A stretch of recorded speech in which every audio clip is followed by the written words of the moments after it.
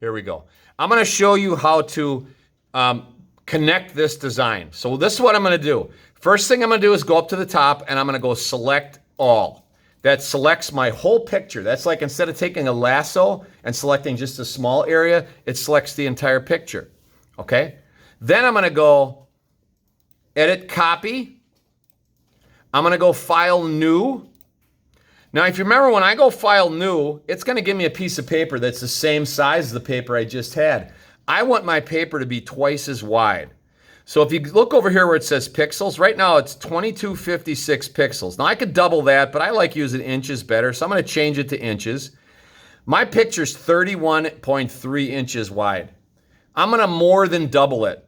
So 31 double is 62. I'm going to give myself a couple extra inches. I'm going to say 64 inches. So I'm going to change it to 64 inches. And I'm going to go create. Now I get a long document. See this? Now I'm going to go edit paste. There it is. I'm going to take my move tool. The move tool is this tool in the upper left. It looks like a plus sign. And I can move this over here. Okay? To the right. Now I'm going to go edit, paste, and I get my other copy. Now this one I'm going to go to the left, but I need to rotate it. So this is how you rotate it. You need to write this down. I'm going to do Control T. That gives me a bounding box.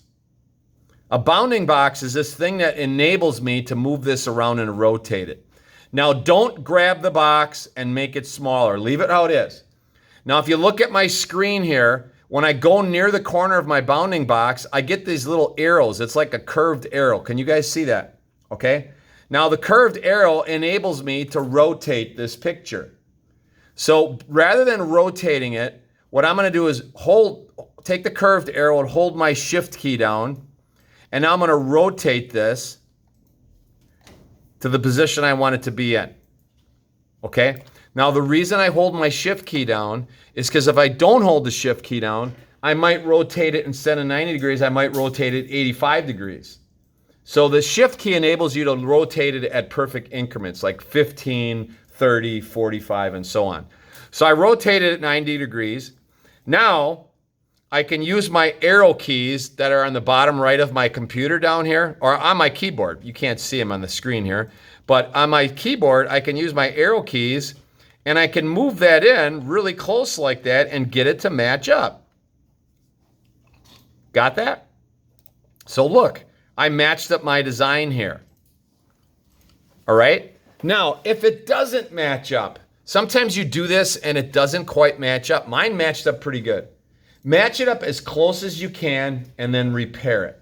Now, once I get it to match up, if you remember, if I go to Window and Layers, oh, layers is already open. If I go to layers, we go window, layers.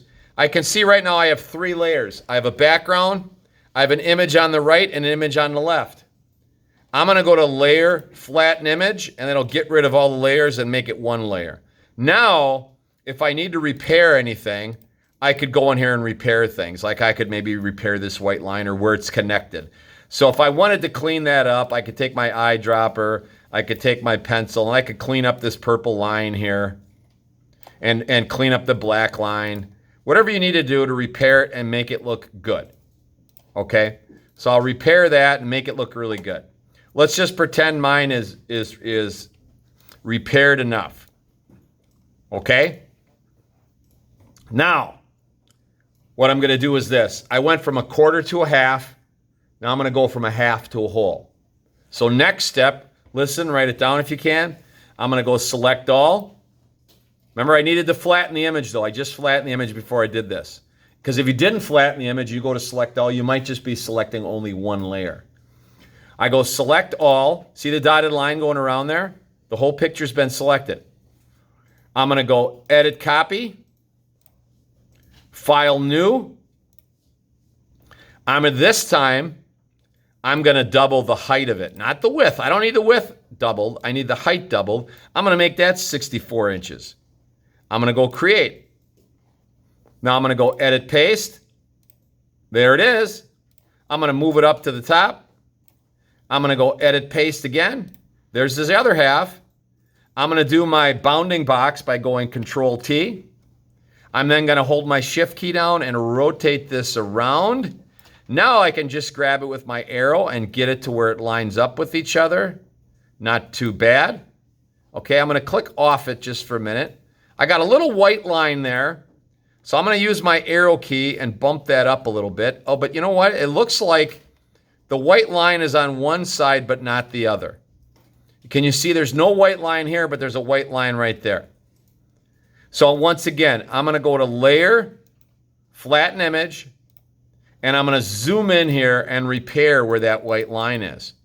So I'm going to take my eyedropper, make it purple, take my pencil, and get rid of that white line right there. Okay, and you can repair it a little better than I did, but you get the idea. Okay, now, there's my picture, and it's not looking too bad. Okay, now obviously there's this big empty space in the middle. That's where I'm going to get my logo and put my logo in. Okay, so now I'm going to go back to my clear logo that I saved earlier. It happens to be right here. I'm going to go select all. I'm going to go edit copy. I'm going to click on that piece of paper I just had. I'm going to go edit paste. There's my logo. Now the logo is pretty small. So I'm going to go Control T. I'm going to make the logo bigger by grabbing the corner of my bounding box. I'm going to go to the corner. I'm going to rotate my logo around. And I'm going to put that in there nice and big in the center of my logo, in the center of my design. Okay, it's maybe a little too big. I'm going to make it just a little smaller. And there you go. My logo is now in the middle. Okay, now I'm going to go, if I like where it is, if I think, hey, that's exactly where I want it to be, I'm going to go Layer, and I'm going to go, I got to click off the logo first. There we go. I'm going to go Layer and Flatten Image, and it'll glue the logo down onto the page. Okay, now I'm not going to do that yet because I'm going to show you a couple other options. Right now, if you look at my layers, there's the background, which is the purple design, and here's the logo. Now, sometimes what you might want to do is rather than call it layer, if I double click on the word layer, I could call it logo just so I know what that is. And let's say I wanted to duplicate the logo. I can grab this layer and drag it down where the plus sign is, and I got another logo. It looks like nothing happened, but there's another logo right there. So suppose you wanted to have a floating image out here, you could just duplicate it, do Control T, you could make it smaller, you could rotate it around and so on. Got that? I don't want to do that. I'm going to get rid of this layer. All you got to do is grab the layer and drag it into the trash can and it's gone.